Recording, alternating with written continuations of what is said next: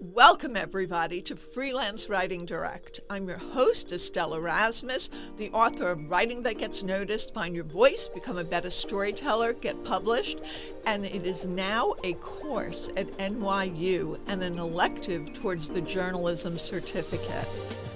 Every week, I speak with novelists, with authors, with writers of every niche to talk about their tips, their tricks, their strategies, and how the sauce is made, including creative advice. I'll talk about essays and articles and share my own experience from 3 decades of publishing. So join me every week and grow your business and build your craft with Freelance Writing Direct. And don't forget to subscribe, rate, and review on iTunes. And follow along on Substack, where I share special clips for subscribers only at estelleserasmus.substack.com.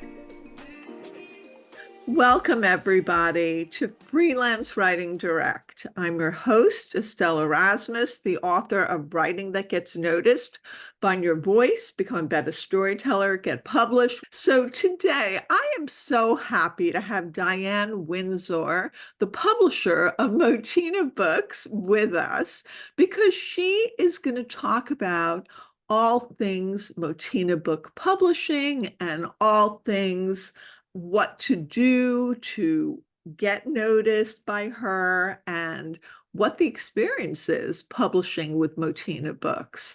So thank you so much, Diane. I want to give a little bit of your bio. I have here Diane Windsor is the owner of Motina Books Publishing, which specializes in books by and for mothers. The publishing industry has changed drastically in the last 10 to 20 years, and the majority of authors are required to get out there and market their books. Diane believes that the publisher should help their authors with these efforts through education and guidance. There's always something new to learn when it comes to marketing your book. So it's so great to have you here. And I have 2 Motina books here in my hands that I have read. And Ronit Plank is a friend of mine, and she has been on my podcast, and I've been on her podcast, Let's Talk Memoir. And she wrote the book Home is a Made-Up Place, which is a recent book that was published with you. And I also have L.L. Kirshner's book here, Blissful Thinking, a memoir of overcoming the wellness revolution. So can you tell me a little bit about your role as publisher and the genesis of Motina Books? Yes. Hi, Estelle. Thank you so much for having me on your podcast. I Great. really admire what you do, and I appreciate the opportunity to be Thank you. here. So I started Motina Books in 2016. And before that, I've grown up reading. I'm a lifelong lover of books. I remember starting with the Little House on the Prairie books when I was very young. And then I scared myself to death with Stephen King books in high school. I've just always, always loved reading. I remember sitting in a high school math class reading a book because I didn't care about math. I just wanted to read. And I always thought that my dream was to become a published author. And I actually had in the early 2000s, I had 2 different agents representing me for a couple of nonfiction books that I had written. And I thought for sure, this is it. I'm going to get published. And nothing ever happened. So that was a little disappointing. And then, that was before self-publishing really started, but it was kind of getting started in the mid to late 2000s. And I tried that. But then I realized I think I would be a better publisher than an author because I really enjoy the technical stuff, like the formatting of ebooks and paperbacks and hardcovers. And it kind of comes easy to me about uploading and KDP and Ingram Spark. And I I just thought that that was a better fit for me. I realized that there are so many women in the world who want to be able to get their stories out there, whether they are fiction or nonfiction. And, I'm a mom, so I really wanted to help moms get their work out into the world. And at the time, I've been a single mom twice, and I was also leading a large single mom support group or single parent support group. But honestly, the majority of attendees and members of that group were moms. We had a few dads. And I really wanted to focus on single moms, what would help single moms, and honestly just mothers and women in general. So that's how it started. I love that. I mean, as somebody who has been a parenting writer for a lot of my career Right. since my Right. daughter was born, but now a little bit less that she's a teen. Although I just recently Ah, did a piece for Shondaland. oh, great. Yeah.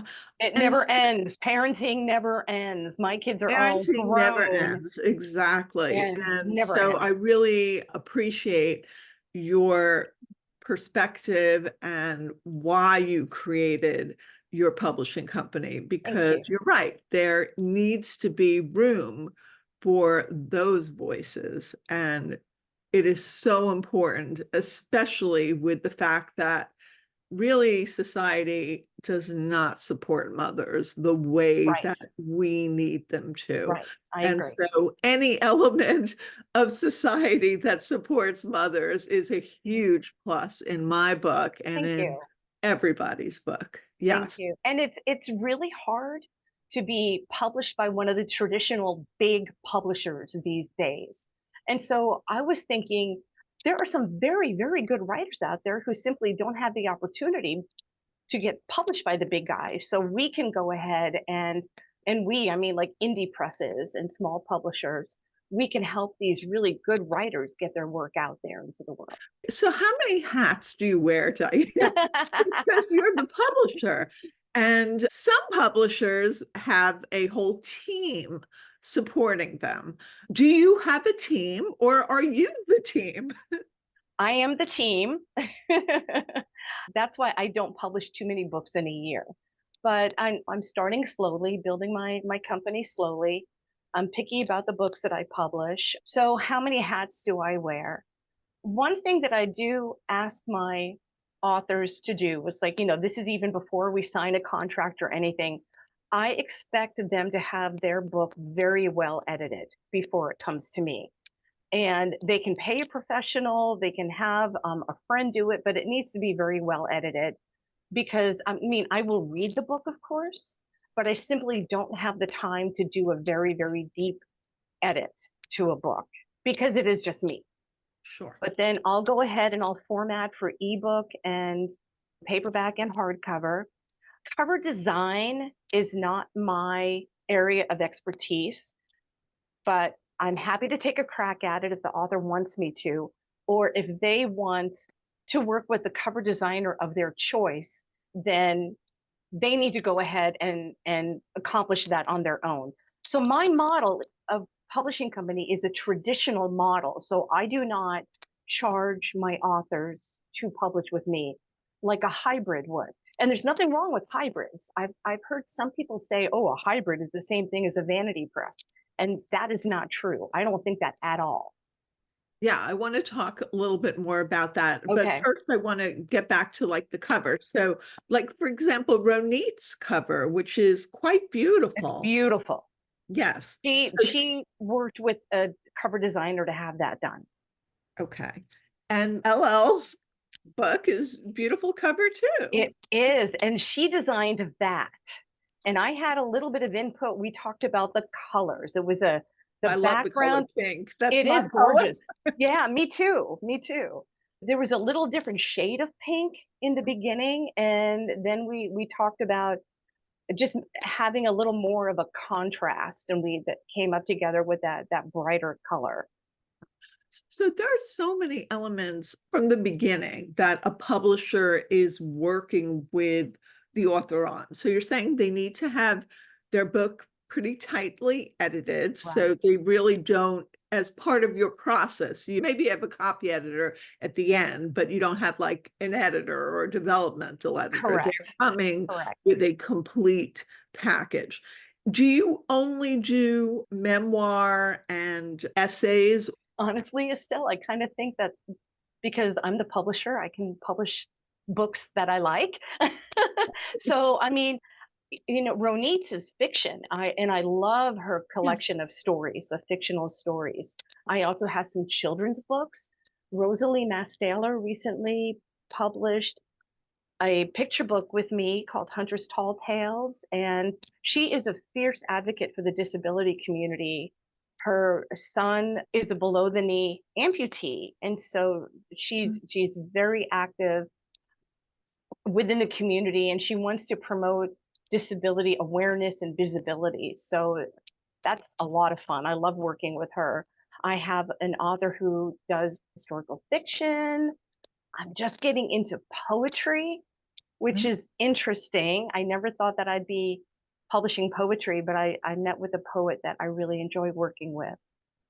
This is good because we're dialing down into the nitty-gritty and really getting to the heart of what it is, the publisher author relationship.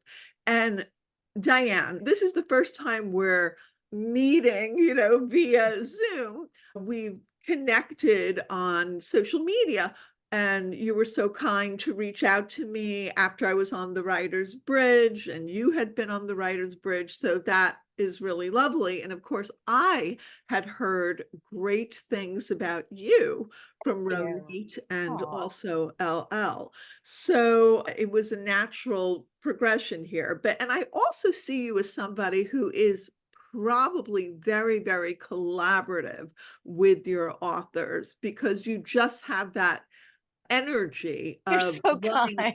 interact and to communicate. And I think Thank you. that's beautiful. Thank you. And I really appreciate you saying that because I tell everybody that we are a team. I'm not going to tell you what you have to do, and I expect the same. So we're really working together as a team, and together we will come up with the best product possible. And you mentioned communication. I think it's so important just to be willing to communicate, just to be willing to talk with your authors. And I have heard so many horror stories from authors working with other publishers where they refuse to answer emails, or they refuse to answer questions, or they change the launch date of the book at the last freaking minute. And I'm like, how can they do that? That's Right. something that we decide together very, very early on. And I'm so and glad that you're bringing this up because, the ways of social media and these Facebook groups, people announce, "Oh, I have this agent, and now I'm so excited," and sometimes it just comes to naught, and yeah, I think, "Oh, why don't you just wait till you had a deal?" wait a little And while. then Yeah. somebody will say, "Oh, I'm so excited I'm being published by," and it might be a publisher that no one has ever heard of. Mhm. And then I can almost predict, like clockwork, within a month, it'll be they're not answering my request. They're Ugh, sending me a cover I hate. They're yeah, not listening to my input. They're telling me it was supposed to be published in 2024 and now we're pushed to 2025. The yeah. whole department was fired. And it's heartbreaking for authors when that kind of thing happens. Just Yes, heartbreaking because, oh my gosh, it's like having another child, for these authors when they publish a book, especially their first one. yes. And it's so exciting. And I'm working with an author right now, and she's been working on her memoir for like 12 years. And I just read it and I love it. I absolutely love it. And so it's very exciting to be working together. And it's not going to be published until next year, until 2025, because things just take time. Sure. They do. It takes time. You don't want to rush this. And also, I have come to realize that if I want to do the best work for my author and also to keep me in a good place mentally and professionally, I cannot publish too many books in 1 year. So how many books do you publish a year? It's around, right now, it's around six. And I'm trying to get that number down to four Yeah, because 6 is a lot for for a one person. Yeah. one-person team Yeah. kind of doing Yeah. everything. Do you have the authors handle their own marketing and publicity? When it comes to marketing and engaging with the reader wants to engage with the author. They don't care about the publisher. You True. mentioned marketing and publicity. Those are two different things in my mind, right? Yes. So marketing your book is getting out there, and it's, social media, email newsletters, in-person events, approaching book clubs, all of the things. Authors have to do all of those things. Yes. As a publisher, I am more than happy to help my author. I will guide them, I will educate them. If they have an exciting idea, like, hey, I want to try this with this group of people in this venue. I'll tell you, my author Kara Tottlebaum, she wrote Putting My Heels Down, a memoir of having a dream and a day job. And I love that. She was a dancer in New York City. She lives in New York City. And it her career as a dancer didn't work out. And she has these great ideas. We published her book April of 22, and she comes to me and she's like, okay, this is happening and this event, can we do something special for this and this? And I'm like, yeah, what do you want to do? And I love that. And one thing I tell my authors is that a book has a long life. Don't think that just that the launch is the end all be all of the book, right? A launch is important, of course, but it's available for as long as it's in publication, and I have no motivation to take it down. Right. So we can keep selling and marketing this book as long as you want to. I agree. And when you say that, and I think she had reached out to me because I think we're both at NY, her and Uh-huh. I. Yep. And she had thought that I was teaching a class in person when it was virtual because she was going to come Okay. and stop by Okay. at one point with her book. And then I said, She's a well, go-getter. yeah, Super she was go-getter. very Yeah. much a go-getter. Hmm. When you say publicity, so you talked about marketing, That's more, yeah. and so she had like a publicity idea. Give an idea of a publicity idea that an author or that teacher. Sure. Publicity, in my mind, that's when you are having interviews in newspapers and online publications and getting on your local morning TV news show. And so it's a little bit different. And again, I am happy to help with that. But the author, they need to do the research. It's like, okay, do I want to get on a podcast? What podcasts are out there that apply to my book? Where are my readers going to be? And that's another thing. It's so important to identify your target reader. I have met so many authors who say, everybody will love my book. Like, no, No, no, everybody will not love your book. You got right. to figure out who is going to love your book, and they're out there. And then you got to figure out how to get to those people. So, publicity, one thing that I've helped several of my authors with is putting together a packet and sending it to their local news station. Like, again, Rosalie, she lives in Austin. And when we launched her picture book, I sent a packet that contained a cover letter, a press release, and a one sheet and a paperback copy of the book to the morning show anchors. And they called us. So you just got to do it the right way, because I have tried email a lot of times. People get so many emails in their inboxes. Yes. They're They're inundated. overloaded. So much noise. There's so much noise that being innovative, being creative, kind of moving outside the box is so helpful. Can you suggest other ways that people have done publicity that have worked for your authors? Oh gosh. I do think that writing essays for online publications are important too. Like I have one of my authors we published a book. It's nonfiction, and this was last year, May of 23. And it was about a woman about to turn 70 who just packed everything up and sold her furniture and moved to another country. And it's empowering for older women. And then she has a romance with a man who's 17 years younger than she is. And I mean, that's fun because you see all the time an older man with a younger woman, Right. but it's not flipped as frequently. And so our goal was to empower older women and just show that we are beautiful and vibrant and interesting at any age. So that is a great target for like AARP or Next Avenue. I help a lot of the writers that I coach and that I teach at NYU Writers Digest one-on-one with writing essays that are supplemental to the books that they're working on. That's So important. That's it's very important. definitely a Yeah. very helpful tool and tactic. Hmm. You were mentioning before, there are so many different options today.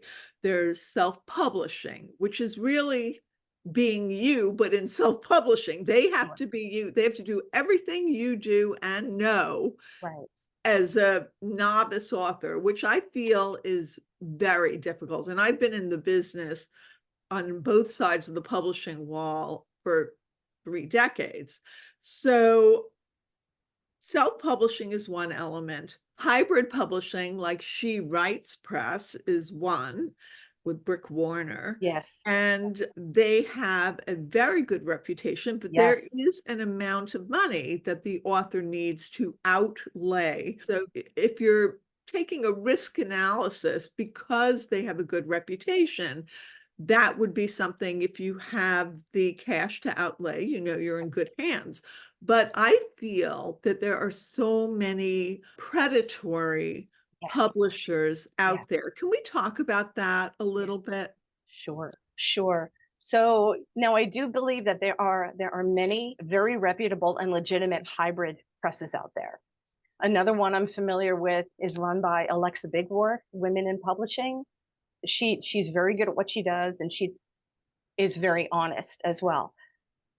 But in order to tell the difference between the legitimate hybrid and what is still considered a vanity press that just wants to take your money, you want to do a Google search and maybe put the word scam or legitimate in there and just see what comes up. And Yes. honestly, I think the best way to tell is to talk to some of their other authors. Talk to people who have published with these presses before or maybe have been, taken advantage of by them. And there's a great website called Writer Beware that does cover some of these predatory vanity publishers, the Right, ones who will say, oh, it's fantastic. We have the traditional arm, but we also have this other arm. And if you pay $10,000, you'll work with the same team, but blah, blah, blah. But right. because you're not published before, they'll say something. Sure. And a lot of people, because I belong to a ton of these Facebook groups, Yeah. and I'll see sometimes somebody will talk about with great excitement what they're doing and that their publisher has a traditional arm. And I'm thinking, a traditional arm? What does that mean? And then when they dig deeper, they're finding out that, oh, they're going to have to pay for this, that, and the Yep. other. I had written a piece for Writer's Digest a couple of years ago about how not to get scammed. And it's really buyer beware. It is. Oh, you have to do your homework. And one thing, any new author that I talk to, or potential new author, they're welcome to talk to any of my existing authors. I have no problem with it as long as my author is happy to talk to this new person. And it most of the time they are, Ronit or Kara or LL, they're usually very happy to talk to new authors. And also lately the newer authors that I've been meeting, they're coming to me through referral. I mean, sometimes it's I have had some people find me just by doing a Google search, but the last few people that I've spoken with, they come to me as a referral. And then That's we great. decide together if we're a good fit and if the timing works out. And I want what's best for each author. I'm never going to try to pressure anybody to work with me. So how does your distribution channels work? I'm strictly print on demand right now.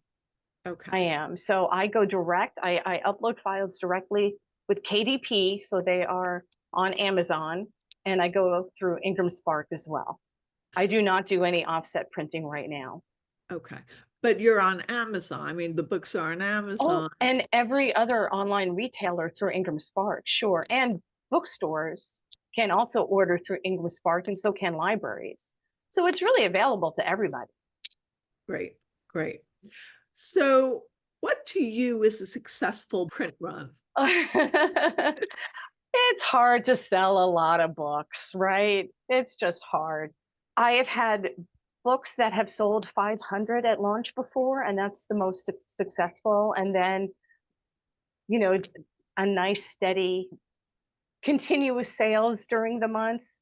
Yeah, unfortunately, we're not in the thousands yet. I'm trying to get there, trying to find the best way to market the books and get them directly into the hands of the readers. I just attended a webinar yesterday about getting books into schools, and I love that idea. That's very clever. Yeah. Was that through a school district or a national organization? It was through this women in publishing organization. They had a webinar. What do you have to say about self-publishing? There's And nothing wrong with self-publishing. I think if you are a person who knows how to do all of the technical stuff, that's great. Or you can hire somebody to do it for you too. That's no problem. And then you publish it under your name, or you can make up an imprint and do like a DBA, a doing business as this imprint.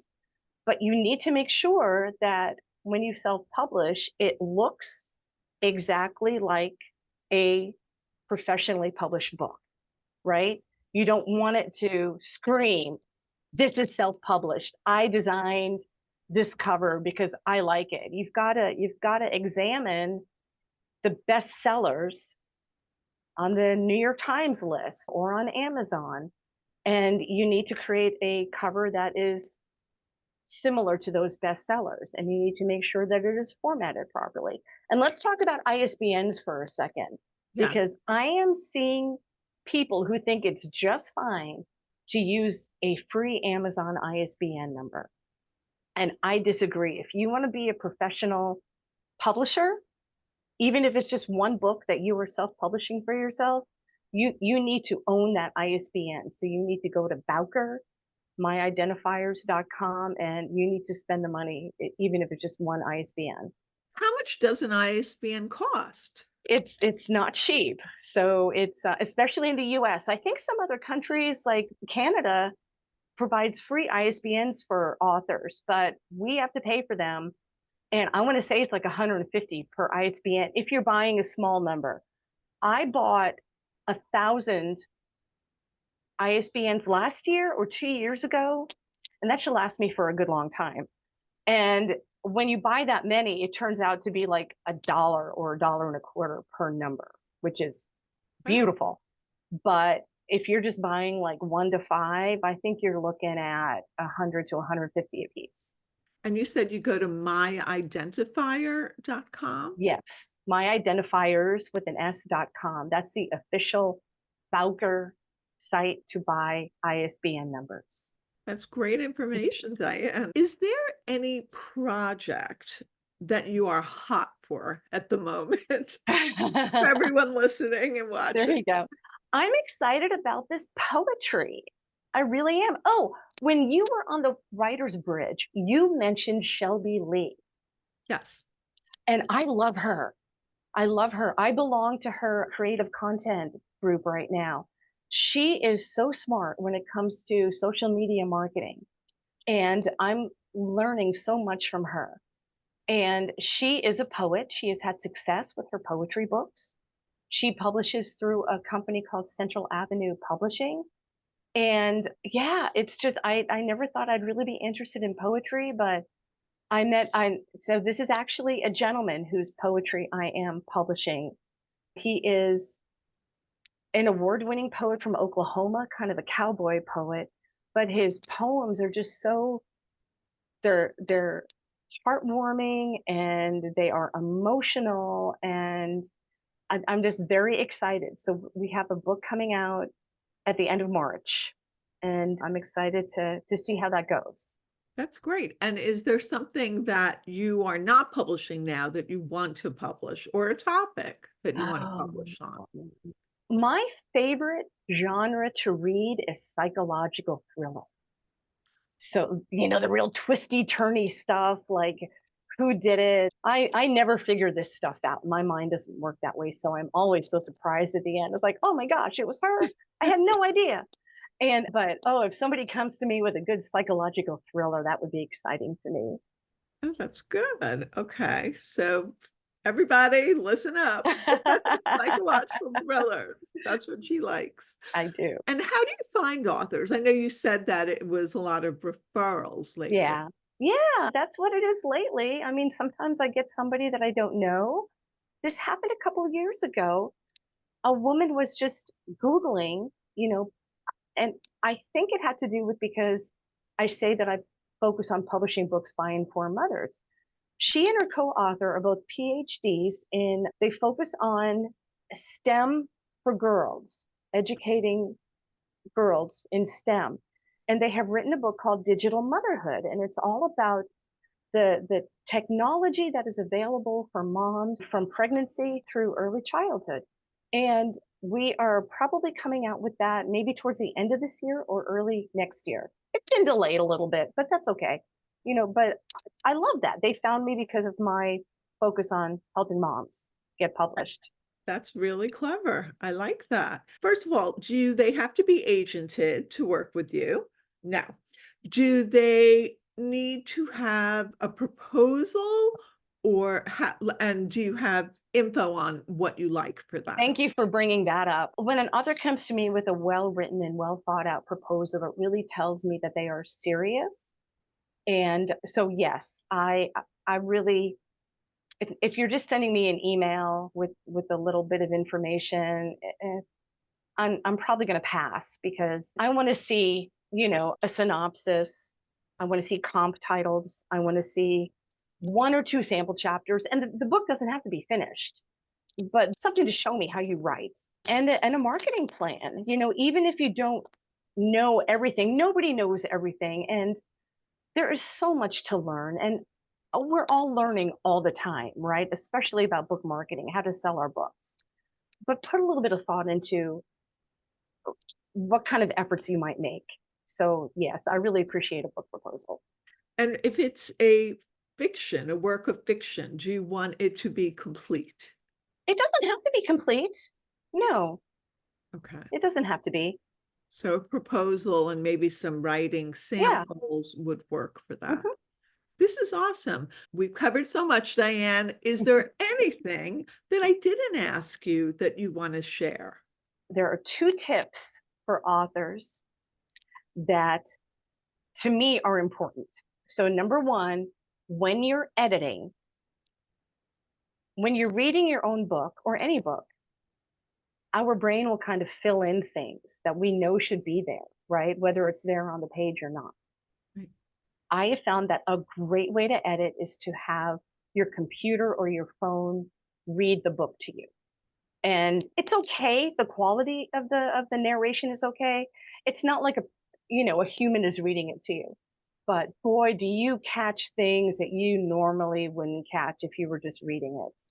I always say to my students to read it out loud. Yeah. So obviously a book is a lot. And I actually did read my book out loud, chapter by chapter, Yeah. just to hear it because you hear those clunky phrases or those weird breaks or transitions that Or you, even if you missed a word, like yes, just a small word like an or a the, you'll catch it. You'll catch it that yes, way. that's brilliant. And what's your second tip? Okay. I think this came up in one of the Facebook groups that we are both in at one time. And this would have been maybe a year or so ago.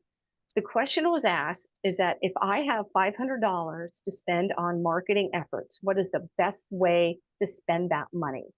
And the overwhelming answer was buy copies of your books and then to send them to people.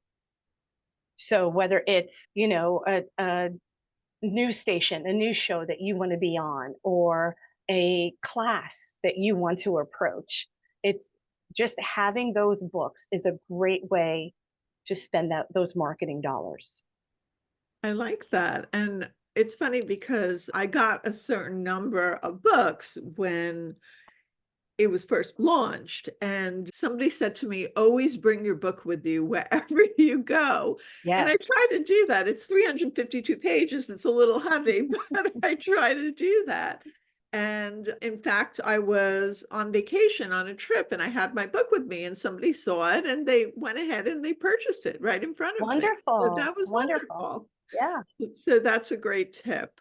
One more thing, where can people find you on social media? My website is motinabooks.com, Motina books.com, and I'm on Instagram. I'm trying to get on TikTok more. On TikTok, I am Publish Chick. I love it. So I'm learning some of Shelby Lee's tips and tricks for getting more views and followers on TikTok. Well, Diane, this has been so wonderful. I thank you so much for speaking with me. And I know that you're going to get lots of proposals or stories sent your way. So Thank you. thanks again. Thank you. It's been a pleasure to talk to you, Estelle. This has really been fun. Thank you for having me.